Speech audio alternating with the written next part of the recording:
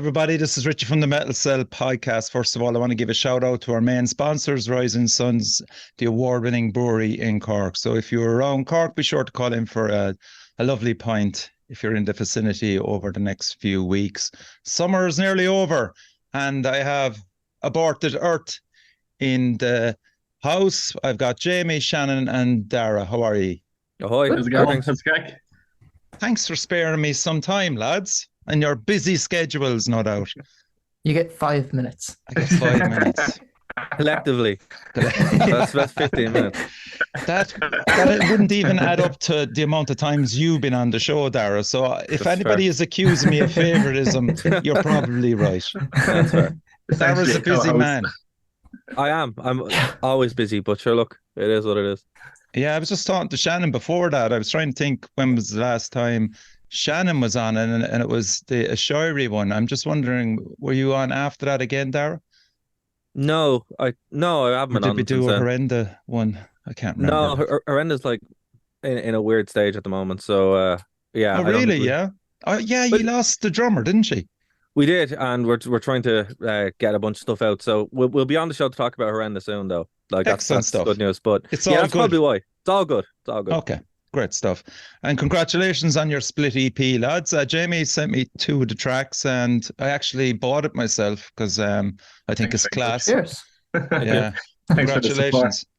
congratulations. So what was the idea behind it? Who was pushing hard for it to get out there? I think we played a gig with Organ Blender. Wait, they were Shout in out to the lads, top guys. Bloodstock Heat, I think, before the Okay. pandemic, was it? Jesus, was it that long ago?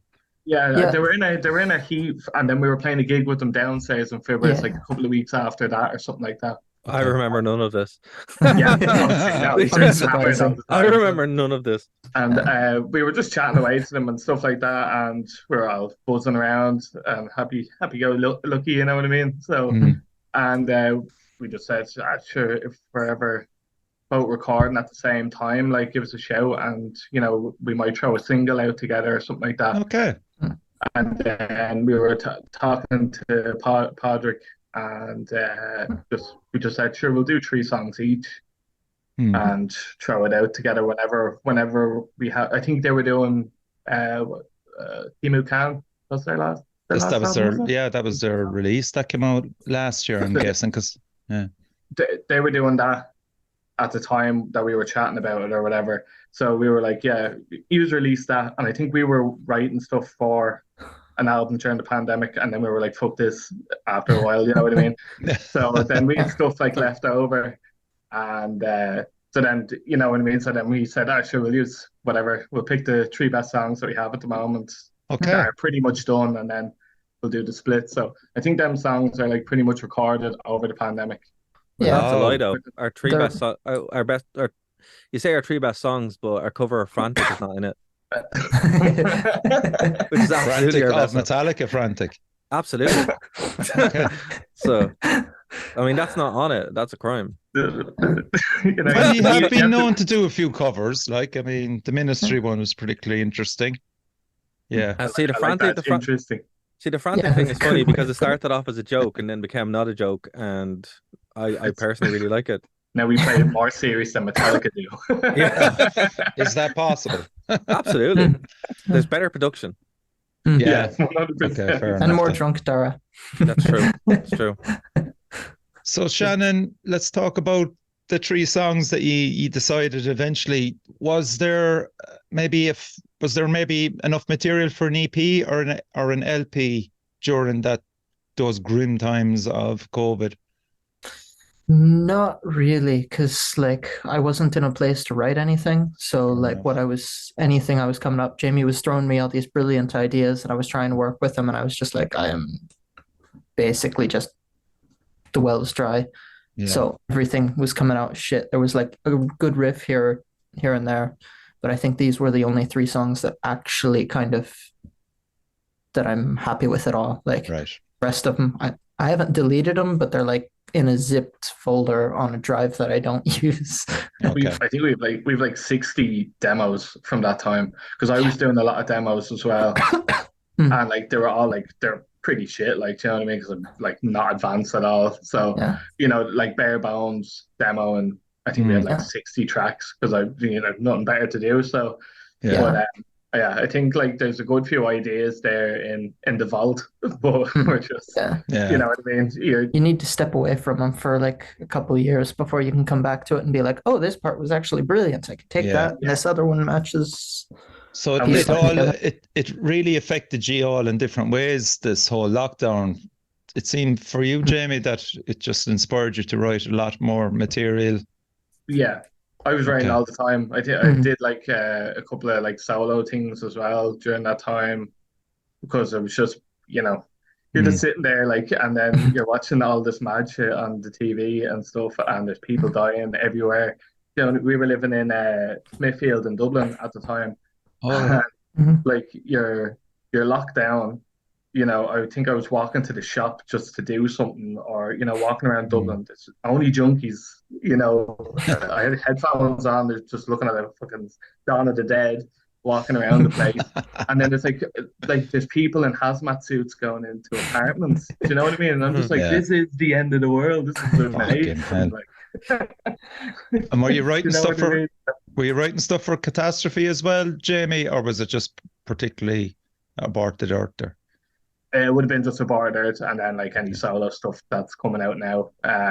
But like, yeah, Catastrophe's been pretty much dead and buried since Okay. 2018, I think. So All right. I Okay. think just around the time we had the EP out for Aborted Earth, and then it died because Okay. we had a new lineup and then realized that no one wanted to do it. So It was a well-timed start to the band anyway. that was it. Well, I knew it was going to shit, so I didn't want to, that period where you're kind of either looking for a band or the whole I'm going to start a new band, and then that kind of can go whatever direction. So I kind of wanted a side project studio thing, Yeah. and that's initially what this was supposed to be. And then me and Shannon got the ball rolling and wanted to bring it live and stuff like that. So, And that's why you recruited Darragh timed. then, was it? It was me and Darragh, I think, were the first two, and then Darragh was like, "Let's get Shannon involved," Okay. and that's how it kind of. Now we're here. Originally, I was just supposed to like program drums, and then Darragh was like, "Actually, Shannon can play guitar too." Yeah. And 100 other instruments. And 100 other. Yeah. Like Darragh, let's go back again just to look at that period of time that but Shannon and Jamie were on about. Where were you in relation to creatively? Because I mean, you're one of the most creative people I know as well. Was that the whole Ashiri stuff? Were you caught up in all that?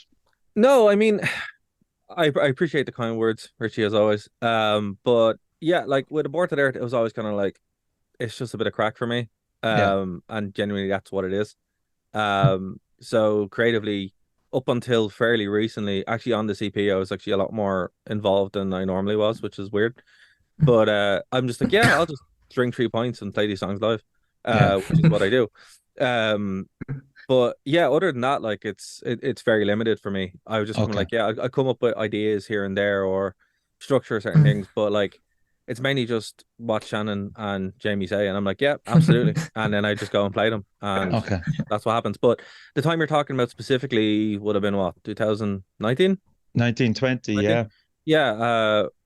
I think we were deep in the first Horrenda album at that point, and then obviously went into doing the whole Ashari stuff where, yeah, it was just non-stop creativity on that. But as far as Aborted Earth, the closest thing I wrote to an Aborted Earth song at that time was Fire in the Sky, which was an Aborted Earth song that isn't an Aborted Earth song, but it is. So that would be it. Has it made it onto the set list, is it? Or what? No, it's literally on the Ashari project. It's just released through my solo. Okay, all right, okay. I'm with you now. Sorry, yeah. Jamie's literally singing on it. Shannon did all the other stuff. Yes. And then we just did it. So it's basically Aborted Earth. It's basically Aborted Earth. Okay. I think it's Aborted Earth, but with Darragh playing all the guitars, I think. Yeah, I think that's the way we did it. But yeah, we've talked about bringing that one back, but that's the only thing that I've kind of done Aborted Earth wise in the early days. Other than playing bass and guitar, but I mean creatively. So then the live entity, because I've seen ye in Fred's, I've seen ye in Siege as well. the live entity, obviously you're there, Darragh, you're there in spirit anyway, put it that way. I can play the songs. That's the important. No. Wait, I'm just because you said stage, right? This is the one. I fucking arrived. I arrived and said, right, I'm gonna get a fucking beer. I'm at the siege, it's not nice, yay. And fucking some fellas beside me like bumps into me. And I look to me right, and it's fucking Darragh at the bar, just like, all right. And I'm like, oh no, he's hammered, he's fucked. Like, at what time is this, Jamie? Can you remember? Like 2 or 3 hours before we're going on, I'd say. Was it like 6 or 7 o'clock? Yeah, I think we were on pretty late. Yeah, I think I know I had time to have like 5 pints or whatever. So it was pretty, like. I think we showed up there early enough, so I think it was probably more around. Yeah. We were fucking all half shot getting on stage, but Darragh like was fucking well on, and I remember like we like were just like down through tracks, and like whenever we stopped, Darragh would still be there like with the guitar like that, just headbanging, just doing that like, and I was like, man, we stopped playing, and he's there just like, what? What's going on? Like, see what happened there was Horrenda were playing at like 2, and then. I went back, had a shower, came back, and then I started drinking. And usually that would have been fine, but it was just after the Ashari thing, and I ran into everybody who was involved. So we all started drinking. Yeah. And then it got so bad that the only thing I remember about that set was the guitar was fine. Plugging guitar amp in is very difficult when you're extremely drunk. And that's all I remember. I remember not hearing anything out of the monitors and just Dan screaming at us all. Yeah, literally just fucking copper. Oh, Jesus Christ. But we all had a good time, and that's the main thing. So, I couldn't even hear Dan. Like, everybody was blitzed anyway. Even even the punters.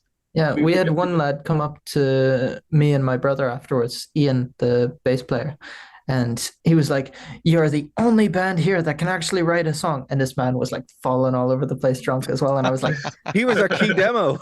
Yeah. I wouldn't mind, but our slot was like when Conjurer were playing.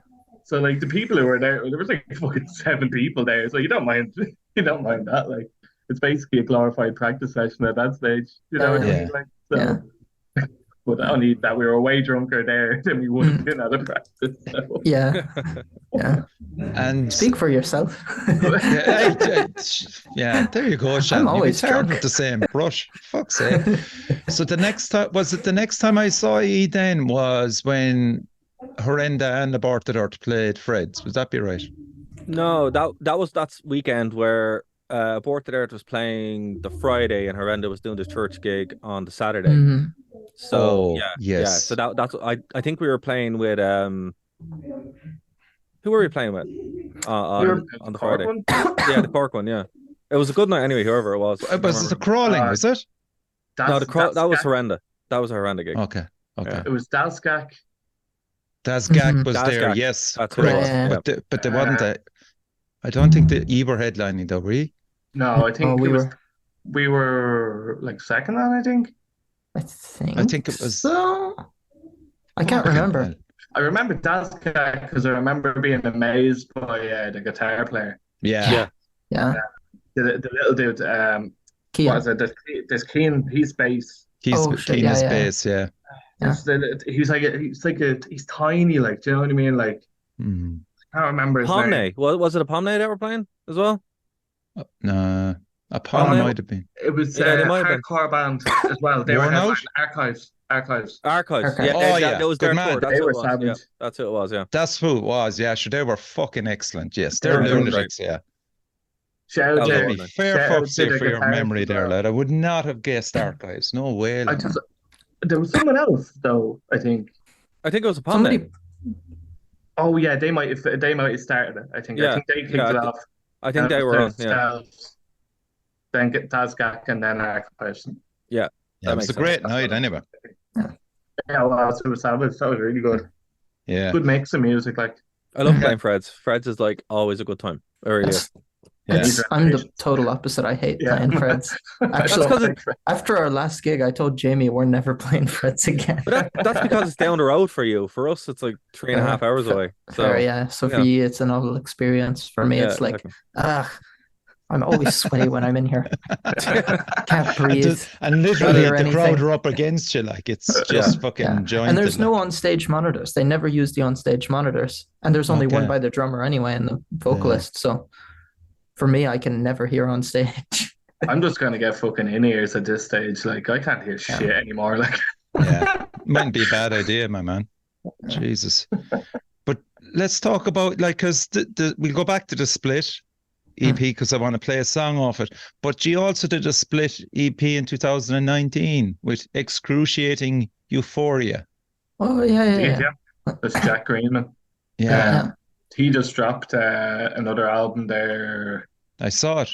Yeah, and I remember when, this is probably during the pandemic as well, he brought out a single that I don't even know made. I haven't listened to the album now, so sorry, Jack. But the single was amazing. I remember it was like proper good. I can't remember what it's called either. So, but I think he brought out an EP, The House or something. I'm not sure. I just saw it. The House. I was just looking. Really good. That's where I listened.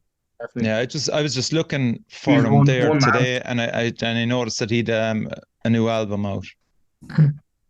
Yeah, wouldn't be my cup of tea now, lads. To be fair, the breeding of chaos, sweet Jesus! I was just going, oh my god. Like I could handle your stuff, but that's just a bit too much. I think we had 9 to 5 on that. Yes, I think so. 9 to 5. Yeah. What sounds like the easiest song in the world. The song that we can never play ever. Yeah. Because they were all like, that was when I was starting to get into jazz. So I was like, here, let's throw like all these weird time signatures in and like even just simple. Yeah. Like it's perfectly fine when you're sitting at home in front of a computer just with a DI. Like you can redo it, but like live you can't redo it. You did a collaboration as well with Julia from Red Sun Alert. Yeah. Oh yeah, that's a great. That whole album I actually really like. I can't stand that album, but I like that song just purely because we have male and female vocal dynamic. I thought that was really good. Yeah. I think was that an EP, was it? Yeah, it was the Man-Made Mechanical Misery. Oh yeah, that was the industrial one. That's the one I actually like. Yeah, it's very good. I like that one as well. Yeah. That's You're outvoted, Jamie. You're outvoted. I know. It won an award, and I was like, "This is like some of the worst songs I've ever written." I wouldn't mind actually of it recently, and the review was, or there was a few reviews because it was YouTube comments reviewing somebody's release of it. And half of them were like super positive, and then the negative ones were like getting into the details of this song has this and this and they don't match. And I was like, see, this is what I said right after we released it. Nobody listened.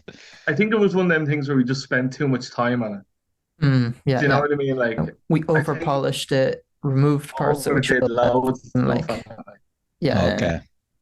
Like you know what I mean? That's the thing that I didn't like. I think if we stripped it, but I think it went too mechanical, if you know what I mean. Like, which I know. And that's what I like about it. It sounds like a machine made it. It's great. Yeah. I don't know. AI generated music. Yeah. And you were doing all the programming of the drums, Shannon, yeah? Yeah, because I don't think we had Dan at that point yet. No, we didn't have Dan until way after that. Yeah. And how did the idea would have been after lockdown. How did the idea of collaborating with Julia come up? I know. Are you friends with her, Shannon? Anyway. Yeah, because we're both in Cork anyway. Yeah. So she was in the School of Music, and I was in the main campus for MTU at the time. Right. She's a great singer, isn't she, lads? I love her voice. Great. Yeah. She's fantastic. She really is. Phenomenal singer. Yeah. But it was just so interesting to hear it because, again, I wouldn't have put the two of you together at all, but it worked, you know. But see, that's what's interesting, Richie. You always have to try and do different things. If you try to do the same thing over and over again, it gets very, very tiresome, you know. Listen, you're preaching to the converted here. I agree 100%, yeah. So it brings me on nicely. That's why I was talking about just the strangeness of what you did there with Julia to the song I'm going to play here. It's Kulak body bag, right? Mhm. So Yeah. there's a certain section that I just was blown away by it, and so I'm gonna just talk about that afterwards, and it's in the clip actually that I've got here. So we'll give this a listen.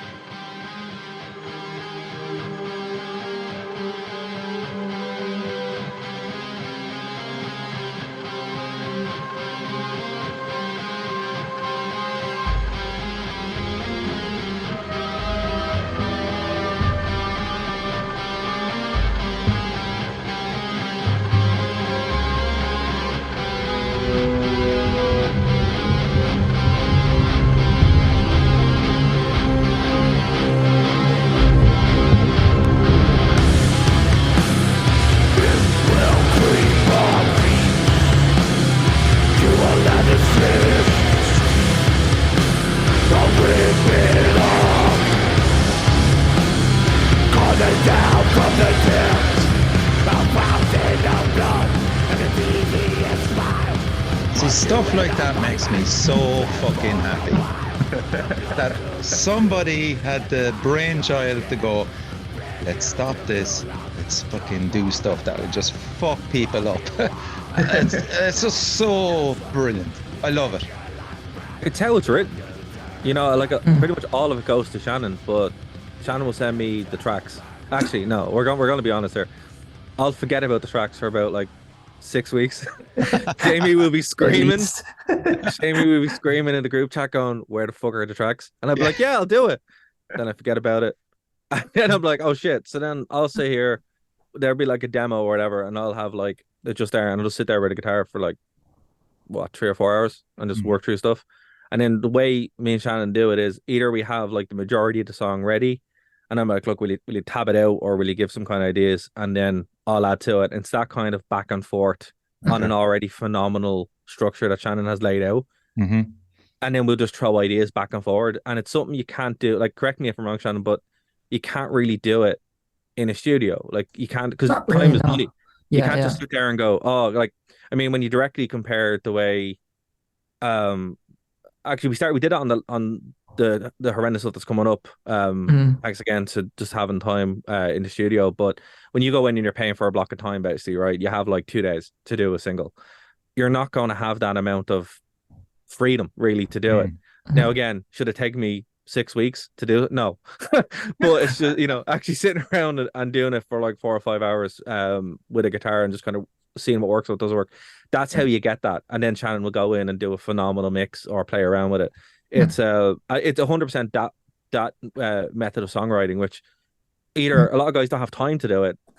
It's not the way you've been trained to do it, and it just comes from years of working with the same people. So because even after you send it to me, even like, because it's DIs, I'm able to like chop it up. If I go like, ooh, I really like this version, this part of this riff from this take, and because you'll send me like 3 takes as well of ideas, and I'll just chop between them.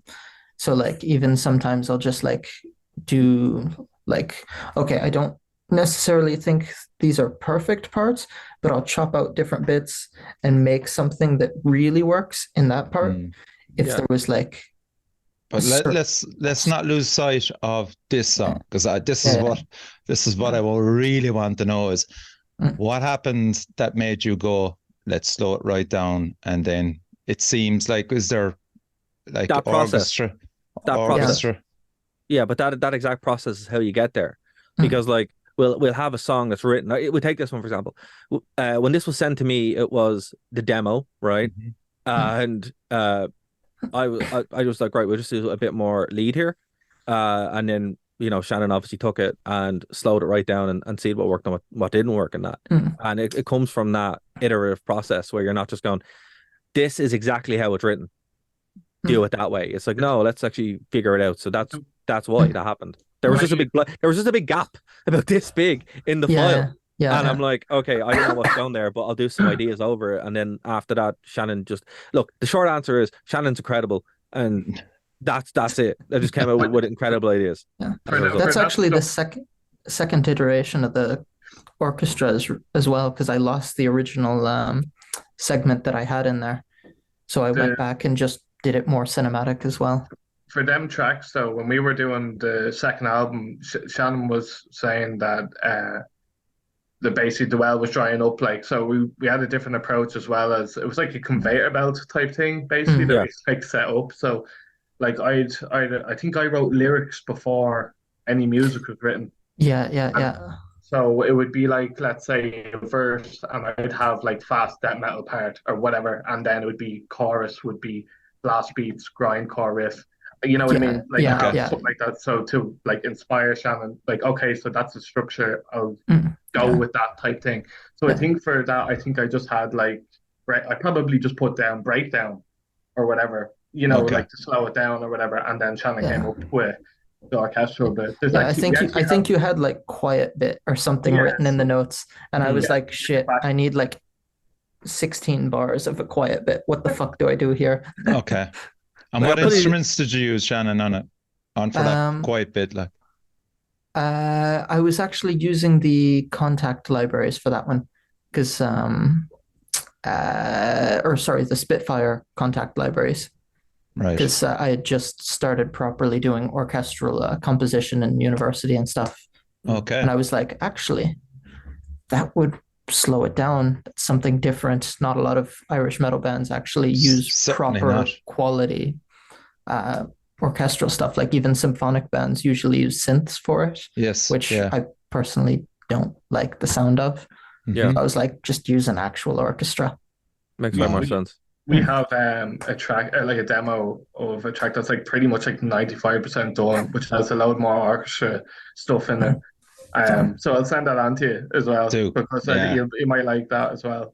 It's just like Aborted Earth or Aborted Earth. You're like a blend of punk, grind, and sludge, and there's experimentation in it as well. And I just love the fact that you threw this track in with a perfect example of experimentation, and done so fucking well that it literally catches you on the hop. You're not prepared for it. You really aren't. And I love Richie, bands that do that. Because we're not going in with an expectation of it has to be this way.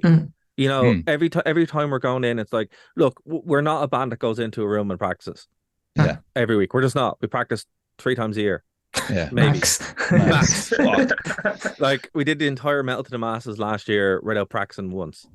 So, I mean, it's just, that's where it is. All the tracks are written in, like, we went in with the approach going, no, we're gonna make this a studio project first. That sometimes gigs, and that's kind of the way it's been. Because it's a studio project first, we're like, no, let's actually go in and do something interesting. And again, like, I just love being able to be here in this room recording and then sending off and playing around with really cool ideas. And then Shannon goes off and does incredible magic. Jamie does his vocals over, which is just always great. And that's the dynamic that we have. If we went into a studio, and it's not a job, it's not a dig at anyone, we genuinely would not be able to do it because we wouldn't have time. We'd be sitting there for weeks, like, to try and do it, because it take me 6 weeks to record. But it's just that kind of process where you're sitting down and go, right, what does this need and what can we do, rather than it needs to be like this. It's a very different approach than 90% of the bands I've been in, and even trying to work it into a horrenda is, you know, thanks to being in Aborted Earth. Yeah, sure. Even Nailbiter, Words which like has that. live drums on it, is still written like that. And we Yeah. just handed Dan the drums after the demo was done, was like, here, play that part.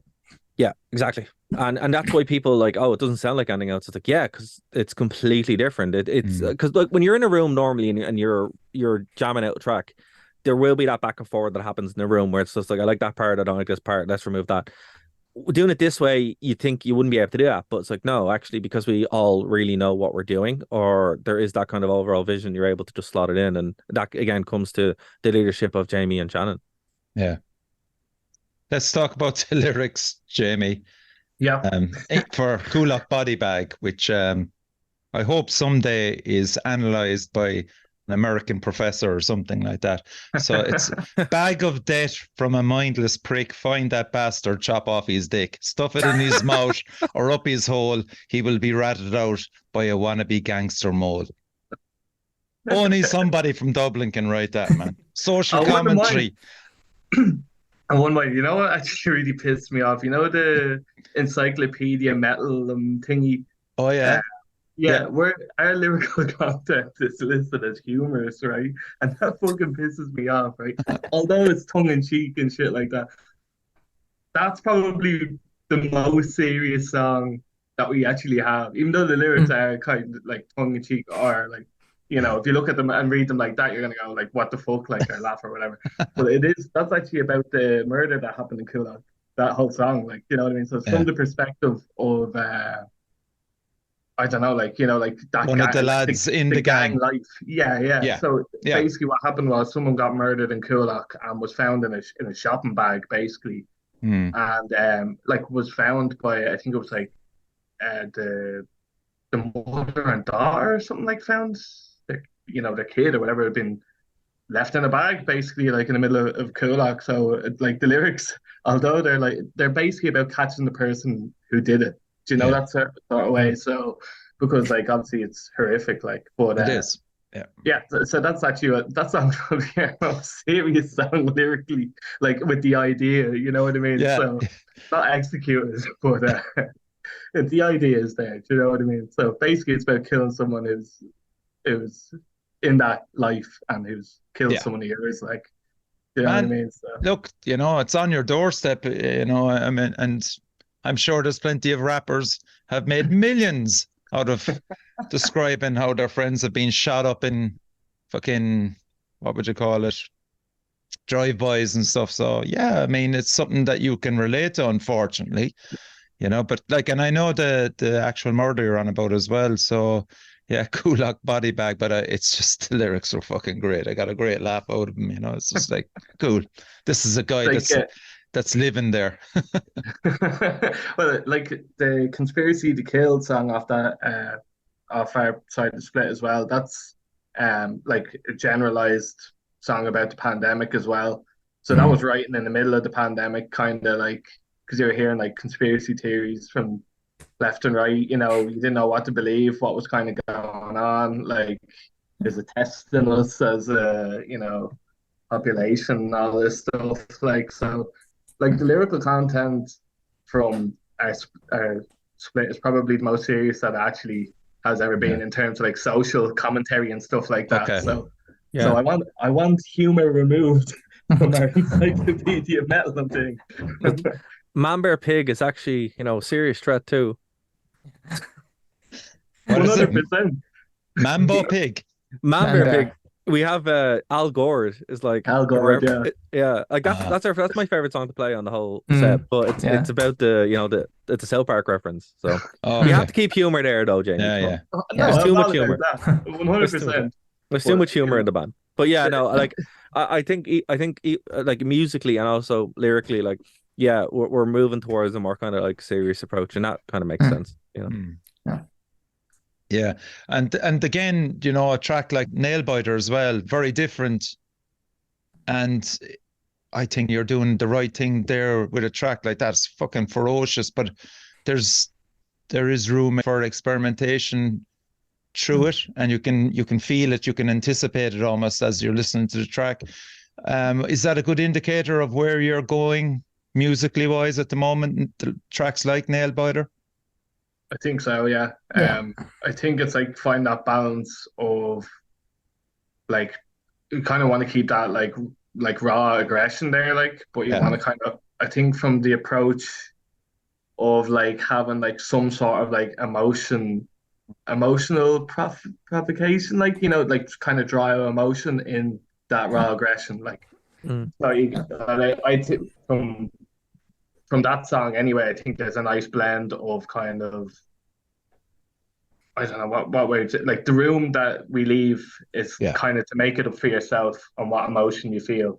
Yeah. Guided by aggression. And that was one that Jamie actually like originally wrote out a song and then said like, do what you want. You can take out the guitars and write your own parts as well, but handed me like a full drum track as well. Sent me the MIDI for it and everything. Okay. So I just worked around what Jamie had written then. Took the riffs as like inspiration of the vibe that I should write mine for. And it has live drums on it. That's the first track. Yes, correct. Yeah. So, but I really did an extra life to it. Yeah, 100%. I think as well, there's a lot of, do you know the band Wormrot? You ever heard of them? They're a Singapore grindcore band. And like their early stuff is like proper, like, you know, like raw grindcore or whatever. But their last two albums, they've kind of done that. And like I was listening to that at the time, like their last two albums a lot through that. And they have this like thing of where they just hit you with like an emotional part of the song, just purely like from sound. And I think that's a really good element to have in this sort of music. Because I think a lot of people just go, oh, it's extreme metal or extreme music. We're just gonna punch you in the face for 90 minutes of an album or whatever. Do you know what I mean? Like, it's I think you need that. I just like as well emotional dynamic. I just like as well. You're on about dynamic, Shan. The fact that I hope you're going to continue using a live drummer, because some of the stuff just there's like comparisons to Godflesh, you know, with the program drums, you know, and the extremeness of it. And I've seen Godflesh, as it turns out, twice in the last 8 or 9 months, once by coincidence, and the second time was planned. But I would fucking give anything to see them with a live drummer, just to change it up, you know. They used to, Brian Mantea, who drummed for Primus and Guns N' Roses, drummed for them on Songs of Love and Hate. Right. And like the live footage from that, it looks fucking class. Like, do you know what I mean? But I was there for the gig in Whelan's for Godflesh, and like I think part of their show is that like you feel like you've been beaten up after, even though you're fucking standing in a room. Like that machine punches you in the chest for fucking an hour and a half. Like I think that's a good appeal as well. So you know what I mean? Like I do like the live drummer thing though. You know what I mean? Better. It's funny. It's funny with Godflesh. It's like I didn't even hear of them before. Someone was like, "Oh, you guys sound like Godflesh." I'm like, "What's that?" Then I went to check them out, and I'm like, "Whoa, yeah, it's actually I can hear it." And it actually looped back around where the more I listen to Godflesh, the more I'm like, "Oh yeah, that works with Aborted Earth," and it kind of guides some of the playing. So because they're fantastic, they genuinely are. I just never heard of them, which is kind of funny. We got a lot of Fate No More. Like people thought that we sounded like, or like a Mike Patton Projects type thing, that we sounded kind of like that as well. So we've gotten a few things like that as well. So I mean, I think Faith No More, Ministry, and Godflesh are the 3 comparisons we always get. Faith No More, I didn't know. I didn't know about. I don't get the Faith No More one at all. No, it makes me really happy. It makes me so happy though. At the same time, I didn't hear about it. Sorry. I love everything about Faith No More and Mike Patton. So when I heard that, I was like, yes. Like the real thing is probably one of the best albums ever made. So I'd go Angel Dust actually. So that's fair too. Yeah, that's really fair. Yeah. They're unbelievable. They're just unbelievable. Okay, so that's the comparisons out of the way. How do you get a set list together then, lads? Jamie. Yeah. Whichever one he thinks that we'd be able to play live. Okay. I think it's not only that. It's like No, it 100% is that. This one isn't impossible. Pretty much. Well, at the start, it was fine because the first EP is grand. You can play that, no bother. That's perfect. Yeah. And then Shannon decided, let's just go fucking mad. And then we went mad for a while, and then we realized, fuck, we can't play half of these songs. So I think of Man-Made Mechanical Misery, we can play 2 songs off that because it's basically possible to actually play them. So like then we focus down. Okay, let's write to play live. Basically, it's way easier now. It's so much easier now. Yeah, it's much more cohesive. Even though there's still that experimentation, and we're going more experimental as we go on, the songs can actually be played live, which is great. Always helps. Yeah, always helps. And being able to play. Does that mean more work for you, Shannon, in relation to organising stuff, as in background? I wouldn't say so, because that's kind of stuff that, when you're like laying in bed after having just like listened to something and you pop up and you're like, ooh, that's a cool idea. It's kind of the way it was, like even on Nailbiter, like there's a Hammond organ in that, and it was literally like when I was reamping the guitars, there was a Hammond organ in the room, and I was like, what if I put that in over the slow part and just tried it? Yeah. And it worked, and it wasn't like any effort. It was one microphone, just go, okay, that's the chord I'm playing on the guitar, on the organ, perfect. And it just worked. Yeah. It's a lot of that kind of just, oh, that's a cool idea, try it. Hey, it worked. Yeah. So in relation to a live entity, you're not bringing any extra gear to the gigs to help you out to play live, no? Not as such? Darragh's got the samples. There's a sample pedal, and that's about it. And that does a lot of heavy lifting. So if we ever need anything in there, it will be looped in through that. Okay. Yeah.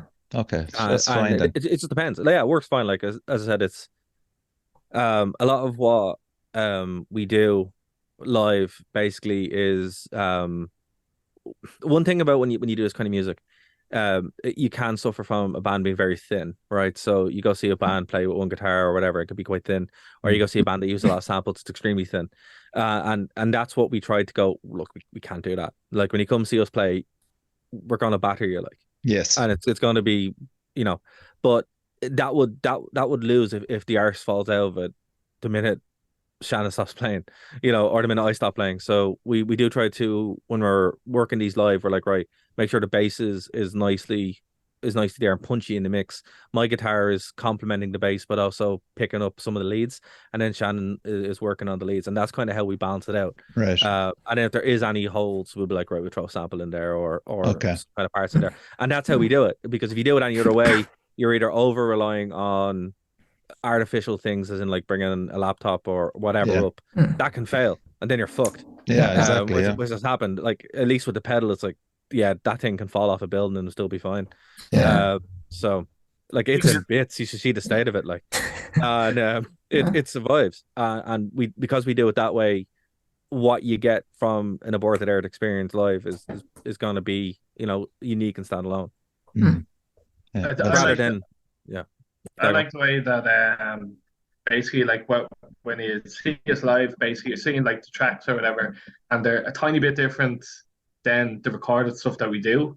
So you're kind of getting 2 versions as well. Because if you like what we're playing or whatever, and you buy whatever we release, and then you're getting, like this has, it's like not like a version 2 or whatever, but the live experience is probably a more raw version of what you're getting produced, which you want, what I mean.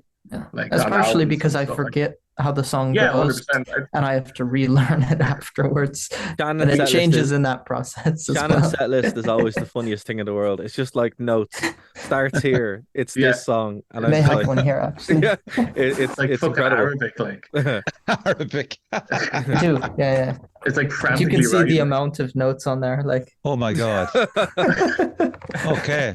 It's literally the tabs to the beginning of every song. And I presume, Shannon, your eyesight is quite good, because I'd be fucked if I was looking at that. Like it'd be just a blurb.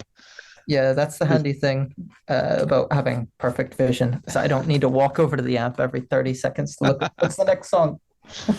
And how do you cope with that, Darragh? Oh, well, see, the thing about it is I'm usually on the floor. So, and like what happens is I just, I can't see shit anyway without my glasses, Yeah. or my hair is always blocking my face, so I can't see Yes. anything anyway. Yeah. But usually I just drop to the floor, hit the next sample, and see what the next song is, and that's how I do it. Okay. It works. It does. It's Yeah. it's the only way because I can't I've see witnessed it in person. It Yeah. works. Absolutely. We're going to play Vicious Circle next. Okay.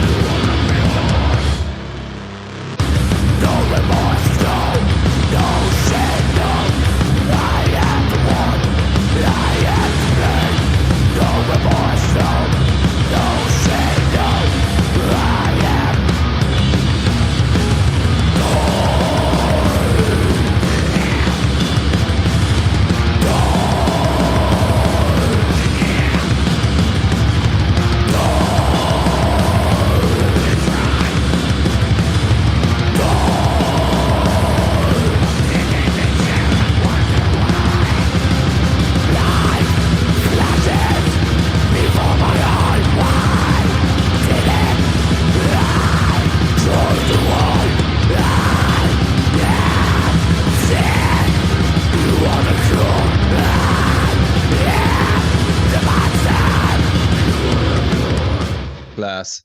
I suppose you could have the best composers and songwriters in the world, lads, but if you don't have a frontman that can fucking deliver, like Jamie, it ain't worth jack shit, man. Fair play to Jamie. Must say, live, fantastic. You're always on point, man, and just the vocal delivery right through all these songs. Yes, fucking excellent. Thanks very much. That means a lot.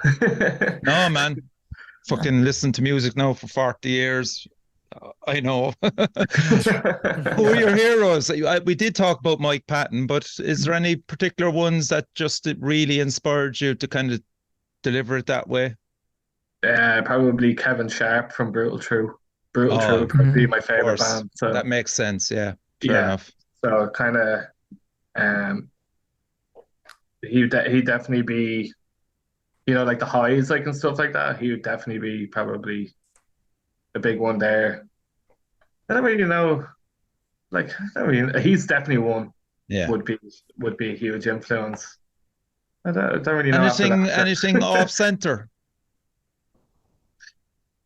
Jesus, that could surprise us. I don't know, like, because pretty much like massive love of Earth, Wind, and Fire. I do love Earth, Wind, and Fire. There you go. Eclectic music taste, man. Do you know what I mean? Like, I don't know, like it's pretty much like with low like gutturals and stuff like that, and I don't know. Couldn't really tell you, like, but Kevin Sharp would probably be. Yeah, that'd be the one. That makes perfect sense, man. When you just say that. Like, does it frustrate you then, lads, that sometimes a lot of people don't get what you're doing? I want to throw this at you. Maybe say for Metal to the Masses. What about that as an example? With a crowd of neutrals, we'll say, trying to win them over. Look, I drank 3 points before I went on stage. I had a great time. I didn't care. Yeah. I mean, I don't make music for the people. I make it because I like doing it. Yeah. I think we got to 2 finals, was it? Yeah. And which we kind of laugh about now because you know what I mean? Like, realistically, like, that's a good competition purely to play in front of a packed room. It's not necessary. Like, we didn't go in the mind frame of fucking getting into the final twice, that sort of way. Yeah. Like, we're looking at it like we did that with one practice. That's where we went in. We're like, we're just gonna go in and give it are all play these songs that we like playing, have a bit of crack, and whatever happens, happens. And people respond to that, and it's like, look, we've all been in between the four of us, five of us. We've been in loads of bands and done competitions like that a lot and played around. But yeah, look, that's great, and if that's your thing, that's really cool. But at the same time, you're just like, no, you do it because it's fun, not for any other reason. Because if it's not fun, what's the point? That's it. Like, plus, like I think it's a good competition if you're lazy like us and you want to play to a packed room instead of booking your own Dublin gig. You know, Yeah, That's true. That's true. and if you get a couple of gigs out of it, you get a couple of gigs out of it. So And look, it's always, and the great thing about that competition specifically that you brought it up, it's like you always get to meet new people. You know, there's always good bands that you get to see. Like any bands that were in the finals that we were in have either gone on to do really good things or are still, you know, releasing some really good stuff. So, you know, it is what it is. But as far as are we going in to ever win it? No. Are we going in to place? No, we're going in to have a good time. Yeah. That's if we sell some shirts, that's great, but we're too lazy to get merch made, so that never happens. Yeah. But I know what you're saying about winning it. I mean, it's not as if you get a fucking trophy. It's you get an appearance in Bloodstock. And also I think as well he can invite one or two wild cards as well that don't necessarily have to win. Is that true? I think it is, isn't it? I think so, yeah. Yeah, I think so. Yeah, so you know, having been so close 2 times, is it just a case of go back to the drawing board and go again? Not in relation to Metal to the Masses, but trying to get somebody to champion ye to get ye out of this island onto the UK scene or something like that, which I think is a huge scene for you over there in the UK, because that style of music is very popular there. It's underground still, but it's very popular. Yeah, I mean, look, sorry, Jamie, I'll let you finish that in a second. Yeah. Look, the kind of music we're playing is very, very niche. Yeah. Very, very niche. Grind is very niche. Extreme metal is very niche. And that's why we would never put our eggs in that basket, because, you know, we're just too niche, you know, about that kind of stuff. But as far as going to the UK, like, yeah, I think that's been on the board for a while. Jamie? Yeah, it's like myself and Darragh have played shows over, and like we did a UK tour years ago with Catastrophe and stuff like that. And they're playing loads of gigs in the UK now. So like definitely it's on the horizon to do that. But you know, for the last couple of years, because I think we were 2 years as a studio project, and the last 2 or 3 years, well, pandemic, when we went live first, and then now the last year, maybe year and a half, we've gigged a bit over here, and kind of we wanted to get, you know, people to know us here before going over to the UK. So that's definitely in the pipeline. But I don't think we, like, in terms of getting people to like us or stuff like that, and like I think there's the reason for the experimental aspect is so everyone kind of gets something to go home with in the show with us, you know, that sort of way. Like, so I don't know, you know, like you could look at us as Marmite, like you either love us or you hate us, but I'd rather you like a little bit or you take something home from seeing us rather than just writing us off completely, or you know, that sort of way. Like, so. The best way to do it is go in with an open mind, you know, and just be like, hey, like we did a show there with War of Attrition, and that was the first time playing Limerick for us, other than Siege, and that was a great show. They're great lads. But we went in and just had a phenomenal time, and crowd was great. That's where we debuted Frantic.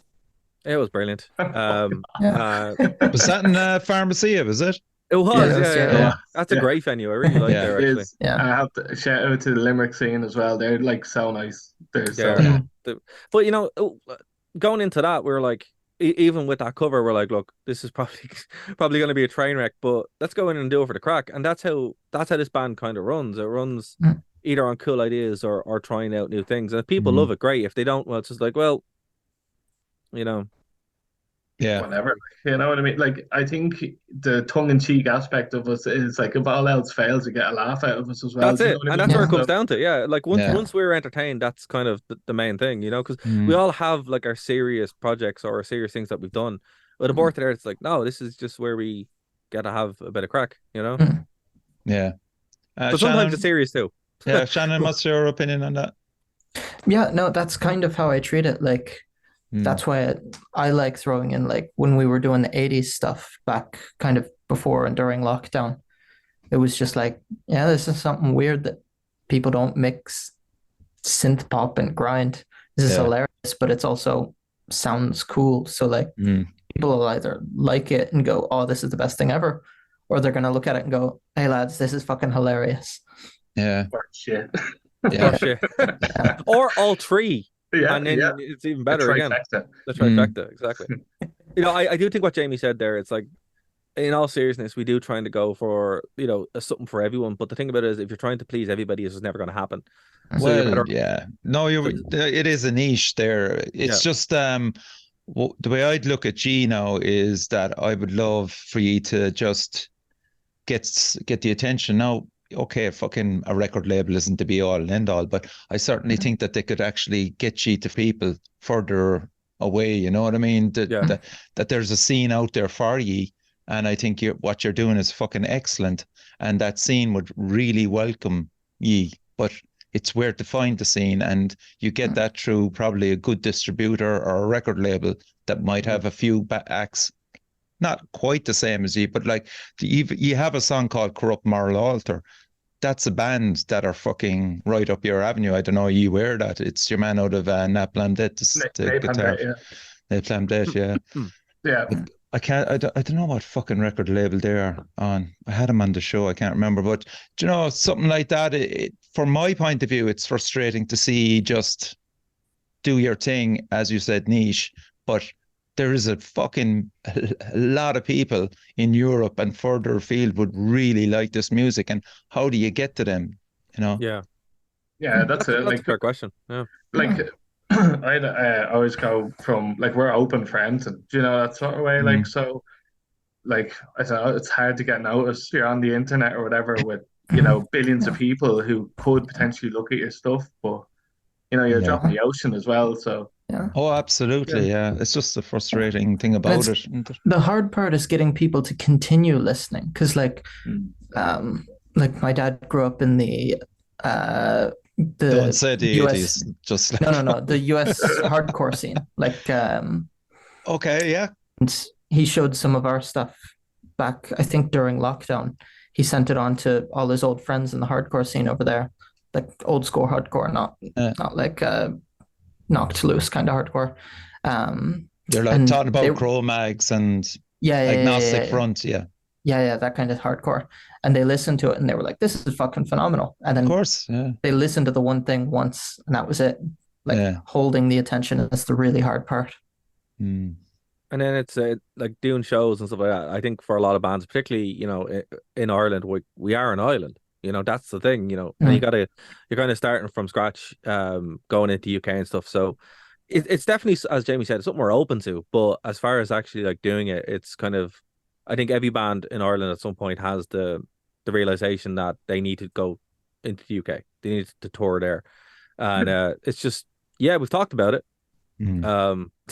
It's just about doing it or not. So it definitely is on the roadmap. It's just kind of how to get from A to B. And that's kind of that. But I think like our biggest fear anyway now is because like we would be known in Ireland now, so that's nice, you know, that, and any support is really appreciated and stuff like that. But like, you know, the venues are going, so we're looking at Cork, we're looking at Fred's pretty much 90% of the time. We're looking at Dublin, we're looking at Fibbers 90% of the time. Do you know what I mean? So like it gets to a point where you go, I don't want to play Fred's again, or I don't want to play Fibbers again. So eventually we're going to be like, right, let's go to Scotland. We know a couple of bands in Scotland, like Disposable and stuff like that. And they played with us from Fibbers. So, you know, it's realistically just a thing of going, hey, like, we're going to jump over, you know, for 3 days. Can we get 3 gigs with you? You know what I mean? Like, that's where we're at. So, is there anything... You know, is there any kind of compilations out there as well that for the grind scene and stuff that you could get on, you know, a YouTube channel that just do that particular style of music that you could actually, you know, you have your foot in kind of the sludge.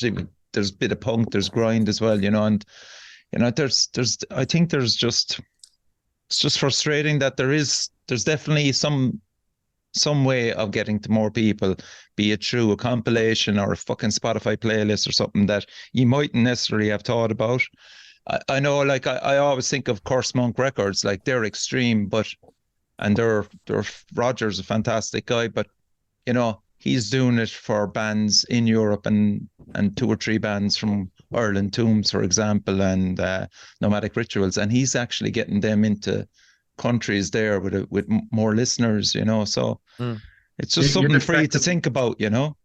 You're the second person to mention Curse Monk Records about us as well. Like, okay, you know what I mean? Like, I know they like predominantly deal in like sludge and stuff like that.